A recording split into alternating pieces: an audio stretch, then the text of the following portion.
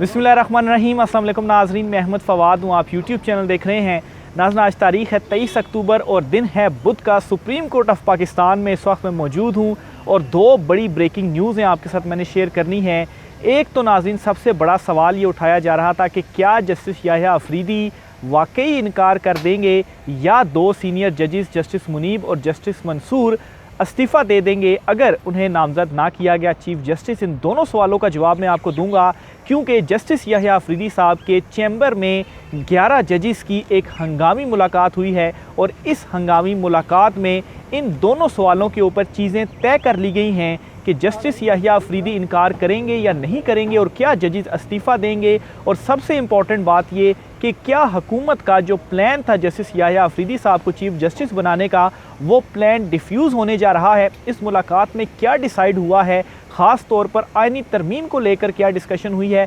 Exclusive details आपके साथ में शेयर करूंगा। और दूसरे नंबर पर नाज़रीन, मौलाना फजल रहमान साहब से एक बड़ा धोखा किया गया है और एक कमिटमेंट दी गई थी कि मंसूर अली शाह साहब को ही चीफ जस्टिस बनाया जाएगा। यहाँ तक कि ये जो पार्लिमानी कमेटी है ये कल तकरीबन 4 बजे के करीब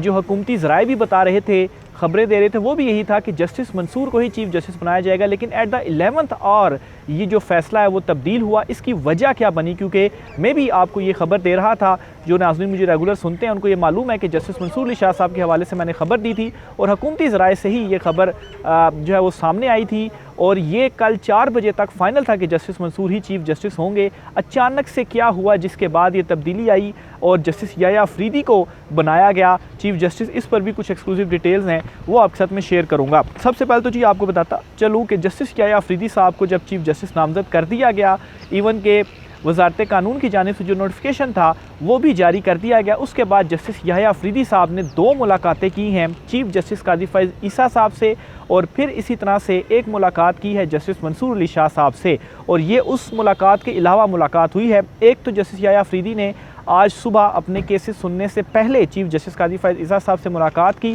और फिर उसके बाद जब केसेस अपने वो सुन चुके और कमरा अदालत से उठ गए, उसके बाद दोबारा वो चीफ जस्टिस काजी फैज़ ईसा साहब के पास गए और दोबारा जो मुलाकात है वो की गई। और इस मुलाकात के अंदर मुबारकबाद काजी फैज़ ईसा साहब की जानिब से दी गई, जिसे जस्टिस याह्या अफरीदी की जानिब से कबूल किया गया। फिर इसी तरीके से जस्टिस याह्या अफरीदी ने मुलाकात की जस्टिस मंसूर अली शाह साहब से और इस मुलाकात का मतलब ये है कि जस्टिस मंसूर अली शाह साहब ने भी एक्सेप्ट कर लिया है जस्टिस याह्या अफरीदी साहब को बतौर चीफ जस्टिस। और आज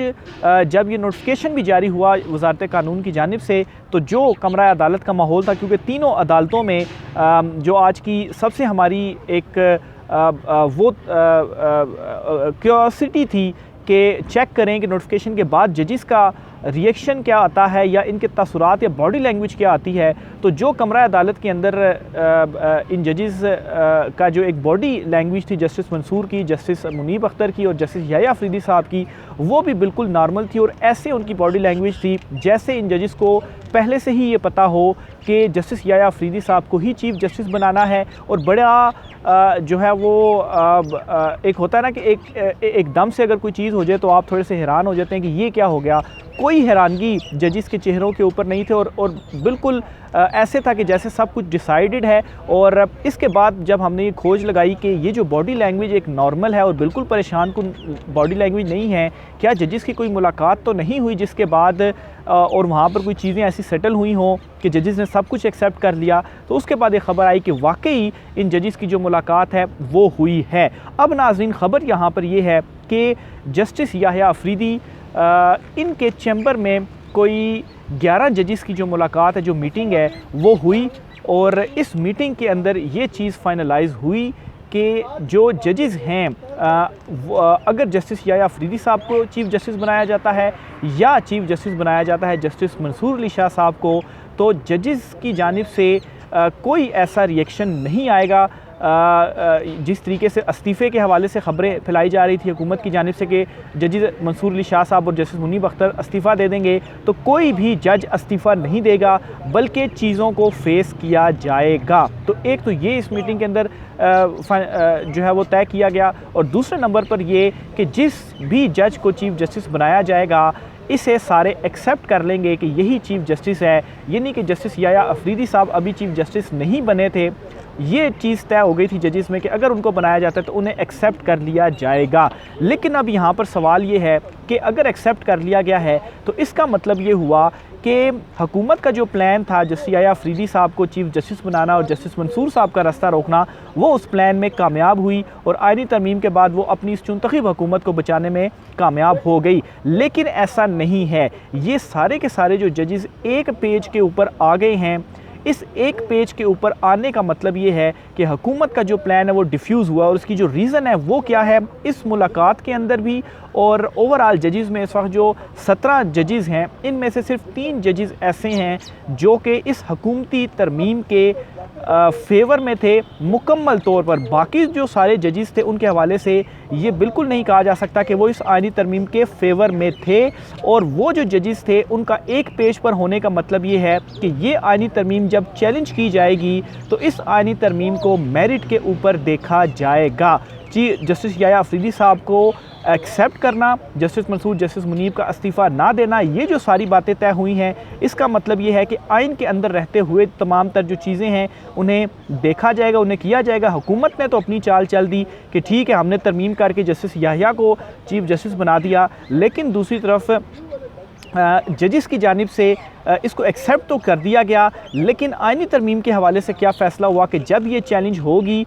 तो तब इसे आइन और कानून के मुताबिक देखा जाएगा। और इसमें इतने ज़्यादा सवालात हैं, इतनी कि ये जो आइनी तरमीम है ये सस्टेन ही नहीं कर सकती और जब ये सवालात हुकूमत से पूछे जाएंगे इसका जवाब नहीं दे पाएगी और ये जो आइनी तरमीम है ये उड़ेगी। और उसके बाद एक और जो है वो ज़ाहिर सी बात अगर तरमीम उड़ जाती है तो इसी तरमीम के नतीजे में चीफ जस्टिस भी बनाए गए हैं, आइनी बेंच भी बनाया गया, तो उन सब का क्या होगा, वो सब चीज़ें भी फिर ख़त्म होंगी। और चूँकि ये आइन और कानून के अंदर रहते हुए होगा तो फिर जिस तरीके से जजेस ने इन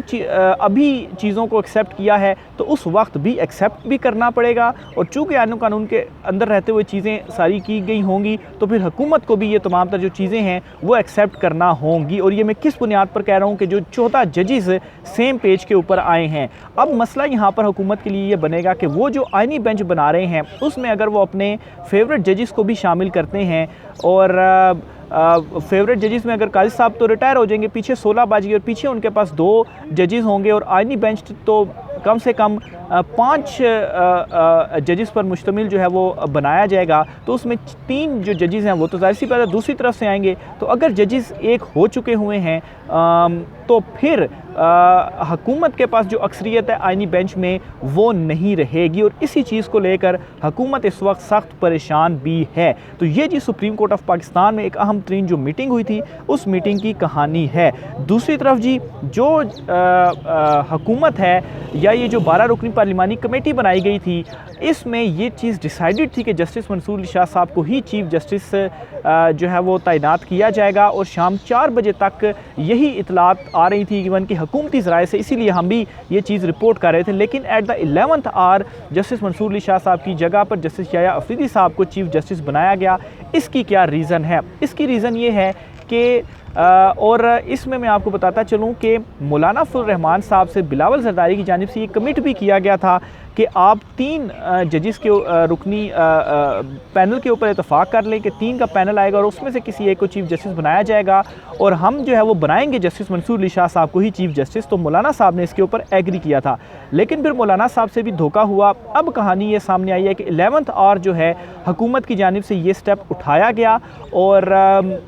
जो है वो जस्टिस मंसूर की बजाय जस्टिस याह्या अफरीदी साहब को चीफ जस्टिस जो है वो बनाया गया। और इसकी जो रीज़न थी वो ये थी कि जो मखसूस नशिस्तों के फ़ैसले में दूसरी वजाहत सुप्रीम कोर्ट ऑफ पाकिस्तान की जानिब से जारी की गई जस्टिस मंसूर और अक्सरियती जजेस की जानिब से, तो इस पर हुकूमत ने यकदम जो चीज़ें हैं जो प्लान अपना तब्दील किया और फिर ये डिसाइड किया कि जस्टिस मंसूर को चीफ जस्टिस नहीं बनाना, इसलिए जस्टिस याह्या अफरीदी साहब को चीफ जस्टिस जो है वो बनाया गया। तो ये असल में इसकी कहानी थी और इस कमेटी के अंदर भी 8-1 से ये फ़ैसला आया है। चूँकि पाकिस्तान तहरीक-ए-इंसाफ के जो 3 लोग थे उन्होंने तो इनकार कर दिया था कि वो नहीं बैठते, उन्होंने बाइकाट कर दिया था। पीछे 9 मेंबर्स बच गए कमेटी के और 2 तिहाई अक्सरियत यानी कि 8 से मेंबर्स लाजमी चाहिए ये फ़ैसला करने के लिए। पीपल्स पार्टी, नून लीग और MQM इनके 8 वोट थे और एक जो मौलाना अब्दुल रहमान साहब का वोट था उन्होंने मुखालफत में दिया और वो वोट जस्टिस मंसूर के ही हक़ में पड़ा। तो इसका मतलब भी यही है। और कामरान मुर्तज़ा साहब चूँकि JUI की तरफ से नामज़द थे, उन्होंने भी जो वोट है वो मंसूर अली शाह साहब के हक़ में दिया और उन्होंने ये कहा कि सीनियरिटी का जो रूल है उसे मद्देनज़र रखा जाना चाहिए और कमिट भी हुआ। तो इसका मतलब भी यही है कि मौलाना साहब से यहाँ पर जो धोखा है वो किया गया और चाल ये चली गई कि दूसरी वजाहत आ गई है। तो इसलिए हमने कमिट तो किया हुआ है, लेकिन हम जो है वो जस्टिस मंसूर की बजाय जस्टिस याह्या अफरीदी जो हैं इन्हें अब चीफ जस्टिस बनाएंगे। लेकिन दूसरी तरफ जो सुप्रीम कोर्ट ऑफ पाकिस्तान से ये रद्द-ए-अमल दिया गया है, ये खामोश रद्द-ए-अमल हुकूमत के लिए परेशान कुन है, क्योंकि अगर आइनी बेंच के सरबराह जस्टिस अमीनुद्दीन खान साहब को भी बनाया जाता है तो अकेला सरबराह तो कुछ नहीं कर सकता। जाहिर सी बात है बेंच में दीगर जजेस भी शामिल होते हैं। सरबराह सिर्फ ये कर लेगा ना कि इस केस को समाअत के लिए मुकर्रर करें, ये करें, वो कर दें। जैसे कि 13 रुकनी बेंच मखसूस नशिस्तों का बना था, सरबराही तो चीफ जस्टिस काजी फैज़ ईसा साहब के पास थी, लेकिन उसके बावजूद भी मखसूस नशिस्तों का फैसला जो था वो जो कुछ काजी साहब ने लिखा वो तो नहीं आया, वो तो अक्सरियती जजेस का फैसला आया और वही असल में फैसला, बाकी सब तो एक इख्तलाफी नोट हैं। तो यहाँ पर भी जो मेरी अंडरस्टैंडिंग है वो यही कुछ होने जा रहा है। एटलीस्ट इस मुलाकात के बाद तो यही चीज़ें जो है वो नज़र आ रही हैं। बहरहाल जहाँ तक मामला है जस्टिस याह्या अफरीदी साहब के पास इनकार करने का, तो आज 23 तारीख है, 26 तारीख तक वो इनकार कर सकते हैं। अगर लेट से जो है वो ये जो आइनी बेंच का मामला है, ये देखें आइनी बेंच क्या बनता है और उसके बाद क्या सिचुएशन आती है, तो इनकार भी किया जा सकता है। लेकिन चूँकि डिसाइड किया जा चुका है कि इनकार नहीं करेंगे तो इनकार नहीं करेंगे। लेकिन स्टिल एक इन्फॉर्मेशन के लिए आपके साथ शेयर कर रहा हूँ कि 26 तारीख तक उनके पास वक्त है कि अगर वो इनकार करना चाहें तो कर लें, क्योंकि 25 को काजी साहब रिटायर होंगे और उसके बाद जो है वो नए जो चीफ जस्टिस हैं उन्होंने हल्फ लेना है 26 अक्टूबर को और अपना जो ओहदा है वो संभालना है। तो ये जी सुप्रीम कोर्ट ऑफ पाकिस्तान में सूरत हाल है। सारी नज़रें सुप्रीम कोर्ट ऑफ पाकिस्तान की तरफ थी और जस्टिस मंसूर अली शाह साहब जो हैं उनका जो एक रवैया था बिल्कुल जस्टिस मंसूर, जस्टिस मुनीब और जस्टिस याह्या तीनों के चेहरों के ऊपर कोई टेंशन नहीं थी, कोई परेशानी नहीं थी। और उसकी जो रीज़न थी वो भी यही थी कि पहले से ही जजिस को मालूम था और जाहिर सी बात है सारी सूरत हाल जो थी वो जजिस के भी सामने थी कि क्या मामलात चल रहे हैं, हुकूमत क्या करने की जो कोशिश है वो कर रही है। इसी वजह से जो मीटिंग्स वगैरह थी वो भी हो रही थी और जस्टिस याह्या अफरीदी जो हैं और जस्टिस मंसूर और जस्टिस मुनीब जो हैं वो उनकी जानिब से और दीगर जजिस की जानिब से जो डिसीजन था वो ले लिया गया था। जहाँ तक जस्टिस याह्या अफरीदी साहब की प्रोफाइल है उस हवाले से अगर आपको बताता चलूँ तो जस्टिस याह्या अफरीदी साहब इस हवाले से मशहूर हो चुके हैं कि कोई भी इम्पोर्टेंट मामला हो या कोई भी ऐसा मामला जिस पर ये महसूस हो कि दबाव आ सकता है, उस मामले से जस्टिस याह्या अफरीदी साहब ज़रा कन्नी मारने की कोशिश करते हैं, यानी कि उस बेंच से ही वो इनकार कर देते हैं। अब इसमें जी आप देख लें कि एक जो मामला था मखसूस नशिस्तों वाला, तो उसमें भी जो एक तनासुब था कि 8 जजेस एक तरफ थे, 2 जजेस एक तरफ थे, 2 जजेस एक तरफ थे। जस्टिस याह्या अफरीदी जो थे वो अकेले जज थे जो कि उस मामले में बिल्कुल ही साइड पर उनका मौक़िफ़ था, यानी कि अपनी एक 2 ईंट की मस्जिद, वो एक मिसाल मशहूर है ना कि हर किसी ने अपनी 2 ईंट की मस्जिद बनाई हुई है। तो जस्टिस याह्या अफरीदी साहब जो हैं उनका हमेशा से ही सारे जजेस से अलहदा उनका जो फ़ैसला है वो होता है। इसी तरीके से दीगर कुछ केसेस भी इस तरह से हुए, उसमें भी जस्टिस याह्या अफरीदी साहब का जो है वो इसी तरह से जो हमेशा फ़ैसला है वो होता है। और ज़्यादातर जजेस से बेंचेस से जस्टिस याह्या अफरीदी जो हैं वो रिक्यूज़ कर जाते हैं, उठकर जो है वो चले जाते हैं। तो अब यहाँ पर भी ये सवाल उठाया जा रहा था कि ये जो मामला है जिसमें अच्छा खासा प्रेशर आने जा रहा है, ख़ास तौर पर जब जजेस जो वकला हैं वो तहरीक चलाएंगे तो जस्टिस याह्या अफरीदी उसे कैसे टैकल करेंगे। लेकिन चूँकि सारे जजेस अब जस्टिस याह्या अफरीदी के साथ खड़े हो गए हैं, एक फ़ैसला ले लिया गया है, तो उस चीज़ को फॉलो जो है वो ज़रूर किया जाएगा। और चूँकि सारे जजेस जब इकट्ठे हो जाएँ तो ज़ाहिर सी बात है जस्टिस याह्या अफरीदी जो हैं वो भी कॉन्फिडेंट होंगे और अगर कोई दबाव आता है तो उसे टैकल करने में कामयाब हो सकते हैं। लेकिन सारे जजेस का एक होने का मतलब ये है कि फिर ये जो आइनी तरमीम है ये जब सुप्रीम कोर्ट में चैलेंज होगी तो ऐसा नहीं होगा जो हुकूमत सोच रही है कि इस आइनी तरमीम को कोई प्रोटेक्शन मिल जाएगी और ये जो हुकूमत है अपनी इस चुनतखब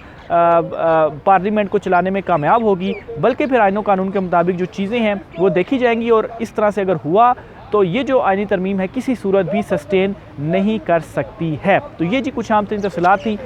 राय का इज़हार कीजिएगा। आज के व्लॉग से इतना ही, इजाज़त दीजिए, अल्लाह हाफ़िज़।